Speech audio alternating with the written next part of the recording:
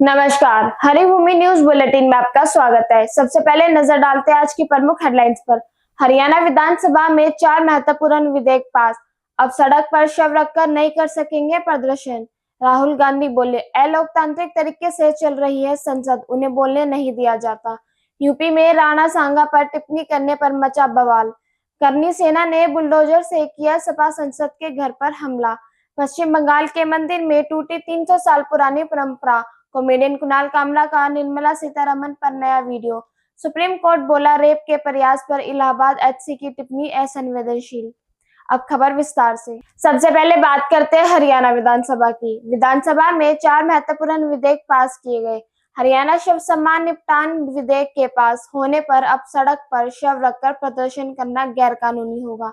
कानून न मानने पर 6 महीने से 3 साल तक की कैद और 1 लाख रुपए के जुर्माने का प्रावधान किया गया है। वहीं डंकी रूट से युवाओं को विदेश भेजकर उनके भविष्य से खेलने वाले अवैध एजेंटों के खिलाफ भी सरकार ने शिकंजा कसा है।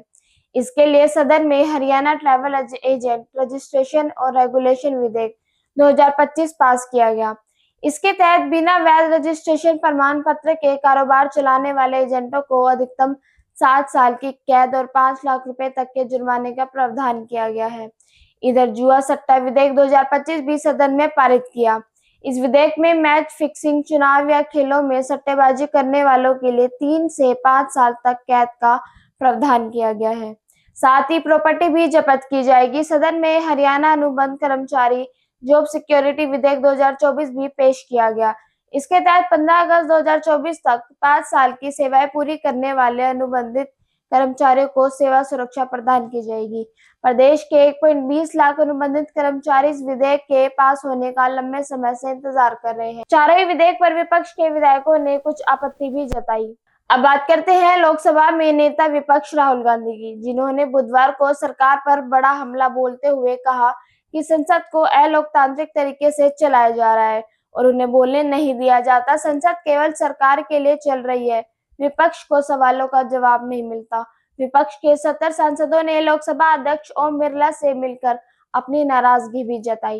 राहुल गांधी ने कहा कि मुझे नहीं पता कि क्या हुआ, मैं खड़ा हुआ और कहा कि मुझे बोलने दीजिए। स्पीकर एक शब्द नहीं बोले और घूमकर चले गए। इसके बाद सदन स्थगित कर दिया गया।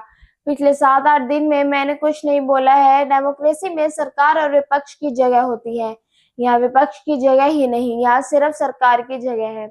वहीं यूपी में सपा के राज्यसभा सदस्य रामजी लाल सुमन ने राणा सांगा को गद्दार कह दिया।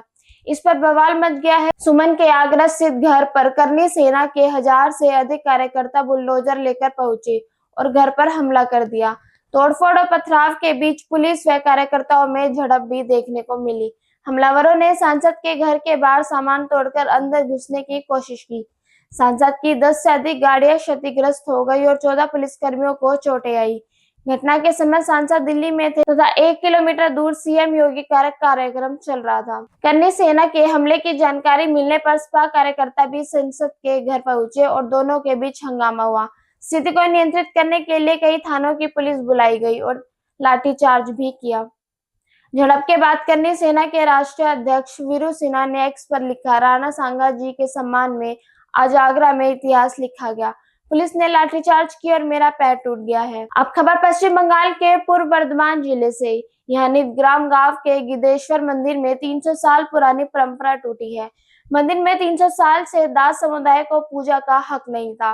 प्रशासन के दखल से 12 मार्च को पहली बार दास समुदाय के 12 लोगों ने मंदिर में पूजा की। अब हर रोज 10 से 11 बजे तक समुदाय के 2 लोग मंदिर में पूजा कर सकते हैं। गांव में रहने वाले करीब 1200 परिवारों में 150 दास परिवार है। अब गांव के दूसरे परिवारों ने मंदिर जाना छोड़ दिया है। ग्रामीणों का आरोप है कि दास समुदाय के लोग गोमांस खाते हैं, वे मंदिर जा रहे हैं, ऐसे में अब हम मंदिर नहीं जाएंगे। अब बात करते हैं कॉमेडियन कुणाल कामरा की, जिनका बुधवार को वित्त मंत्री निर्मला सीतारमण पर नया वीडियो वायरल हुआ। कुणाल ने पैरोडी सॉन्ग में गाया कि साड़ी वाली दीदी लोगों की सैलरी लूटने आई है और उनका नाम निर्मला ताई है। कुणाल कामरा 5 दिन में ऐसे 3 वीडियो पोस्ट कर चुके हैं। 22 मार्च को अपने शो में बिना नाम लिए महाराष्ट्र के उप मुख्यमंत्री एकनाथ शिंदे को गद्दार कहा था। 25 मार्च को एक और नया पैरोडी सॉन्ग सोशल मीडिया पर पोस्ट किया। हम होंगे कामयाब की लाइन को बदलकर उन्होंने हम होंगे कंगाल एक दिन कर दिया। कुणाल कामरा पर हमले की एफआईआर दर्ज हो चुकी है। पुलिस के समन पर कामरा ने 7 दिन तक का वक्त मांगा था, जिसे पुलिस ने खारिज कर दिया है। विवाद के बाद से कामरा महाराष्ट्र से दूर रह रहे हैं। वहीं सुप्रीम कोर्ट ने नाबालिग को लेकर की गई इलाहाबाद हाई कोर्ट की टिप्पणी को असंवेदनशील बताते हुए फैसले पर रोक लगा दी है। हाईकोर्ट ने अपने फैसले में कहा था कि नाबालिग के निजी अंग पकड़ना, नाड़ा तोड़ना रेप का प्रयास नहीं। Justice B R. गवई और ए.जी. मसीह की बेंच में बुधवार को इस केस पर सुनवाई की। बेंच ने कहा, हाईकोर्ट के ऑर्डर में की गई कुछ टिप्पणियां पूरी तरह असंवेदनशील और अमान्य नजरिया दिखाती हैं। सुप्रीम कोर्ट ने केंद्र, उत्तर प्रदेश सरकार और अन्य पक्षों को नोटिस जारी कर जवाब मांगा है।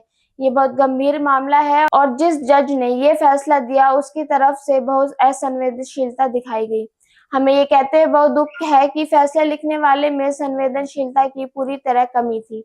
ऐसी ही खबरों से जुड़े रहने के लिए देखते रहिए हरी भूमि टीवी और अधिक विस्तार से जानना है तो हरी भूमि अखबार पढ़ें।